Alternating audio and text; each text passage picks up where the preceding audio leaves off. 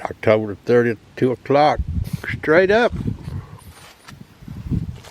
I see there's a discussion over there on Rimfire Central talking about squirrel population. Some people are commenting on predators. You know, you can be an armchair hunter. You can be an armchair commenter on subjects. You don't have any first-hand information. You're assuming, presuming, whatever you want to call it. The sharpshooter is going to give you what he has witnessed, the trends I have seen in my squirrel hunting career. Do predators thin the squirrel population? You damn right they do. Rattlesnakes eat squirrels. If you don't believe me, I put a story over there on Rimfire Central where I walked up on one that swallowed a squirrel I'd shot up past his shoulders before I discovered him, rattling, stretched out. Owls, hawks, coyotes, bobcats. A coon may rob a young nest. I don't know. I've never seen that. Now, what are the trends that I see? I have never in my entire squirrel hunting career, countless hours in the woods, okay? This is no bullshit coming from me. I have never seen a chicken hawk make a play on a ground squirrel. I have seen a red fox make a play on a ground squirrel. Never a chicken hawk. Every time I've seen hawks make a play on a squirrel, it's been a gray squirrel. I've never seen a hawk make a play on a fox squirrel.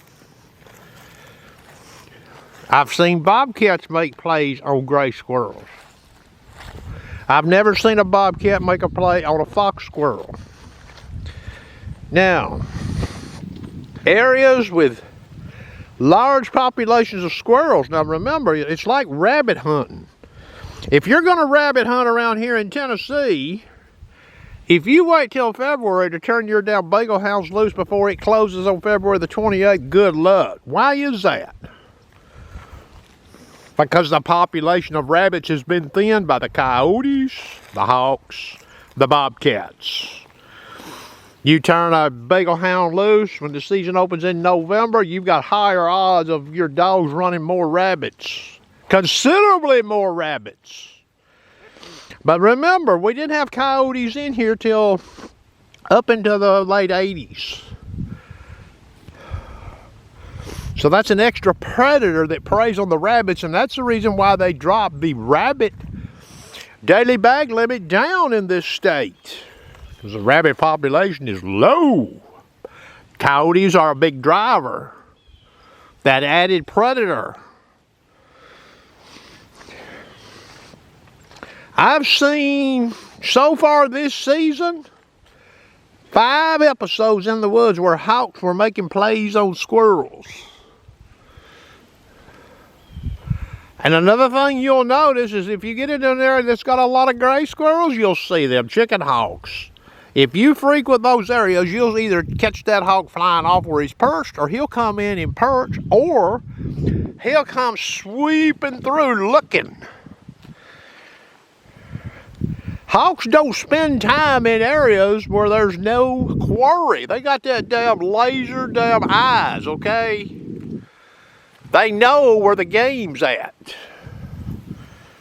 They have to increase their odds. They're not going to be in a damn spot that's got 1 or 2 squirrels. That's low odds. Same goes for a bobcat. Now, will a bobcat take a squirrel that he happens to just run into? Well, sure. But they're going to concentrate their areas where the game is. They're that smart. So, yes, the predators do cut into the squirrel population. How would you know if they did or didn't? Meaning if we have the predators. So if we got rid of all of them, then and we waited a couple of years, what would we see around here? Well, I know what we would see. You'd have squirrels out the ass. More so year to year.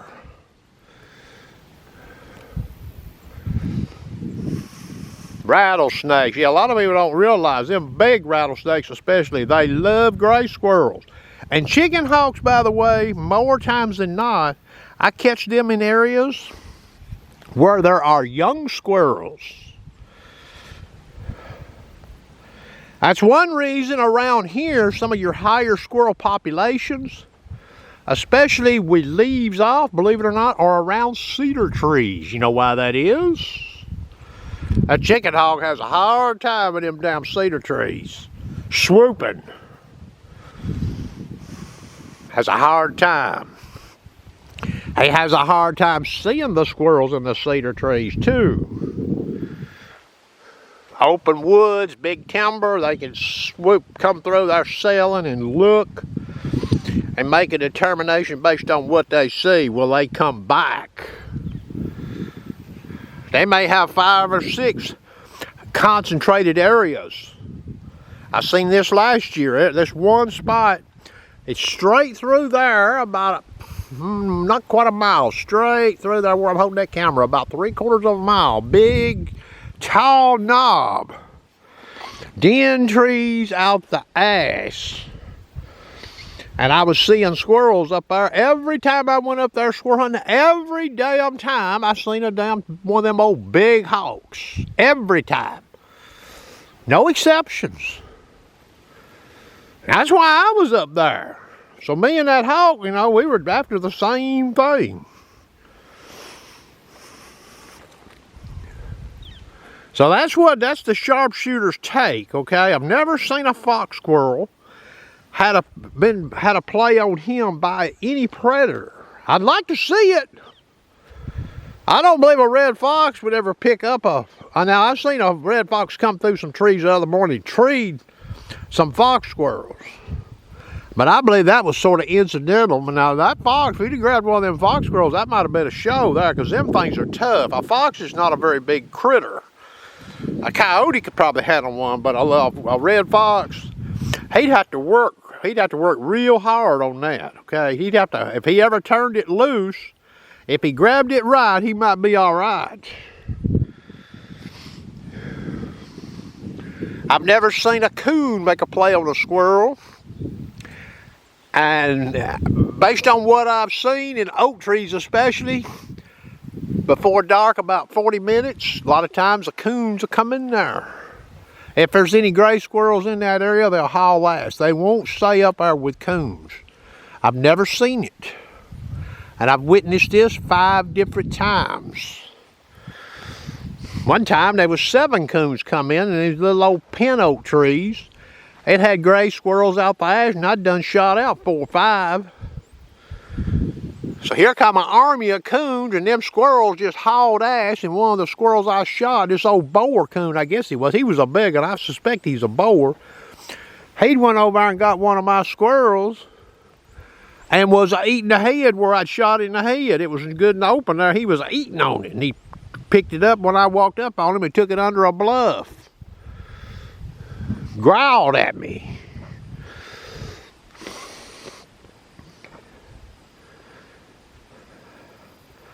Yeah, a little old chipmunk that's not a whole lot of victuals for a bobcat. You know what I mean? That's a Scooby snack. That's not what a bobcat needs. He's got to have more food than that. A hawk, I've never seen a hawk make a play on a ground squirrel in my whole career of hunting. I don't know why. I mean, maybe they're just not big enough. They're all, you know, they don't climb trees. Well, they do occasionally, but they don't go very high generally. So they're on the ground. You would think that would be what the hawk would really be after, but that's not what the sharpshooter has seen. Never seen it. Never seen anything make a play on a coon in the daytime. Young coon, big coon. All right. So yeah, if we got rid of all the predators around here, our squirrel population would go up, and so would our rabbit population.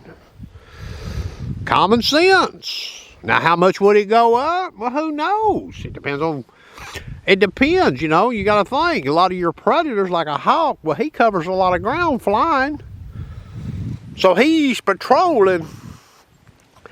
Truth be told, he's patrolling a good square mile, mile and a half or two. Patrolling. But he's not probably perched in all areas of that. He's perched in the, what he thinks are his high percentage spots. To get that belly full. Is a rattlesnake a more efficient hunter of a gray squirrel versus a chicken hawk? I would say yes.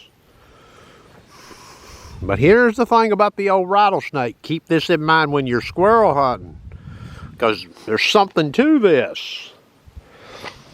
Rattlesnakes can't strike in bushes. They're that smart. Where it's growed up, they can't strike. So they love, if you find a rattlesnake in the woods around here, odds are it'll be in a clean place. That's where it'll be.